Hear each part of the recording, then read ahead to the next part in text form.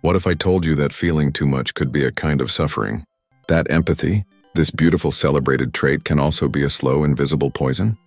We're taught that empathy is the glue of human connection, that to understand another's pain is the mark of a good person, a moral compass, the height of emotional intelligence. But what if I told you that for some, this gift becomes a curse? A weight so heavy it bends their spine, fractures their sense of self, and leaves them drowning in a world that doesn't know how, or want, to feel with them. This is the story of the people who feel too much, and in a society that often rewards detachment, they're not seen as gifted, they're seen as weak. Extreme empathy, also known as hyper-empathy, is rarely understood. It's not just being a good listener or sensitive. It's more like an open wound that never scabs over. The slightest brush of another's pain bleeds into you. You don't just recognize someone else's suffering, you absorb it. Their grief becomes your grief, their shame your shame, their despair, a fog that settles over your own mind until you can't tell where you end and they begin. It sounds poetic, almost noble, but in practice, it's harrowing. These individuals don't simply sympathize with the world, they carry it, and it's slowly crushing them. This paradox isn't new. History has seen its empaths. Take Fyodor Dostoevsky, a man who felt everything too deeply. His novels teem with characters who suffer, not because the world is cruel, but because they care too much about it.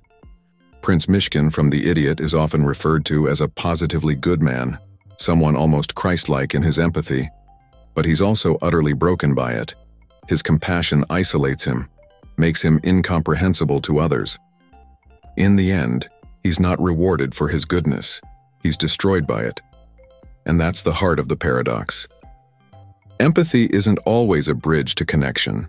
Sometimes it's a chasm. Psychologists have long debated the nature of empathy. Paul Bloom, a cognitive scientist at Yale, made waves when he argued that empathy can actually make us worse decision-makers. His book Against Empathy suggests that being overwhelmed by another's emotions can lead to burnout, bias, and even cruelty. Not because empathetic people are bad, but because they're too emotionally compromised to act rationally. Imagine a surgeon breaking down in tears mid-operation because they feel their patient's fear, or a therapist absorbing so much of their client's trauma that they can't function outside the session. In these moments, empathy doesn't heal, it hinders. Yet we rarely speak about this. We romanticize empathy, package it into TED Talks and social media quotes. Be kind, everyone's fighting a battle you don't see. Beautiful words, but what if you do see? What if you see everything and it never turns off? In recent years, neuroscientists have identified a condition called mirror-touch synesthesia. Those with it physically feel what others are feeling. If someone gets tapped on the shoulder, they feel the tap too. Not metaphorically, literally. It's empathy in its rawest, most visceral form. But even those without this condition can suffer similarly, especially in today's world. Social media has turned us into emotional sponges. Scroll long enough and you'll witness war, grief, hunger, abuse all within minutes. For the hyper-empathetic, this isn't just content, it's catastrophe. And it doesn't pass, it accumulates. These are the people who cry over news stories, who lose sleep over a stranger's suffering, who can't shake off a friend's sadness or even a fictional character's pain. And when they try to explain this to others, they're often met with confusion, or worse, dismissal. Why do you care so much? Just don't think about it. But they can't not think about it. Their minds are tuned to a frequency others don't hear, and in that isolation they begin to question themselves. Am I broken? Am I too much? And that question, am I too much, becomes a silent echo through their lives. There's a kind of madness that comes from feeling the world too intimately. Empathy without boundaries dissolves the self. You begin to lose track of your own emotions because you're constantly flooded by everyone else's. Imagine standing in the middle of a storm. No shelter, no umbrella.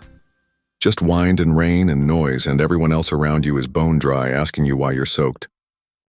This isn't weakness, it's overstimulation, and it's exhausting. So what happens to these people? Often they disappear. They retreat from the world, not because they don't care, but because they care too much, and that caring becomes unbearable.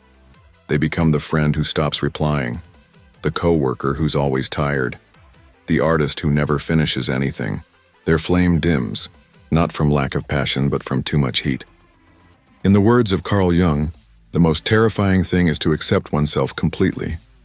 For the hyper-empathetic, accepting this part of themselves feels like surrendering to chaos. But it doesn't have to be. There's a way out, but it's not what you think. The solution isn't to stop feeling. That's impossible and cruel. The world already has enough numbness. The answer lies in boundaried empathy, a conscious effort to hold space for others while still protecting your own inner world. Think of it like this. If you're a lifeguard, jumping into the deep end to save someone doesn't help if you don't know how to swim yourself. You can care deeply, but you must also learn to hold that care with care. This means knowing when to step back, when to unplug, when to say that pain is real but it's not mine to carry. It means therapy, meditation, nature, solitude, and sometimes choosing not to watch that video, read that thread, or take that call. Not because you don't care, but because you do. In fact, this might be the most radical form of empathy there is. Caring sustainably, feeling without drowning, showing up without burning out. And we need these people. Desperately. In a world so often defined by apathy, cruelty, and disconnection, the hyper-empathetic are a reminder that the human heart is still alive. That some people still bleed for others, but to endure they must learn to bleed wisely. So if you're one of them, if you feel too much, it's time to stop apologizing. You are not too much, you are not broken. You're just open in a world that rewards being closed. But being open doesn't mean being unguarded. Strength doesn't mean shutting down. It means feeling fiercely and knowing how to protect that fire inside you so it doesn't consume you. To those watching who see themselves in this, breathe, you're not alone. And you don't have to fix the world to be valuable in it. Sometimes the greatest gift is simply witnessing another's pain without letting it destroy you. And to everyone else, if you're lucky enough to know someone like this, someone who feels deeply, love them gently. Their world is louder than yours. In a time where numbness is the default, feeling too much might just be an act of rebellion. Thanks for watching. If this spoke to you, if it helped you feel seen, consider liking, subscribing, and sharing your thoughts in the comments. And the next time you feel like you're too much for this world, remember, maybe the world just hasn't learned how to feel enough.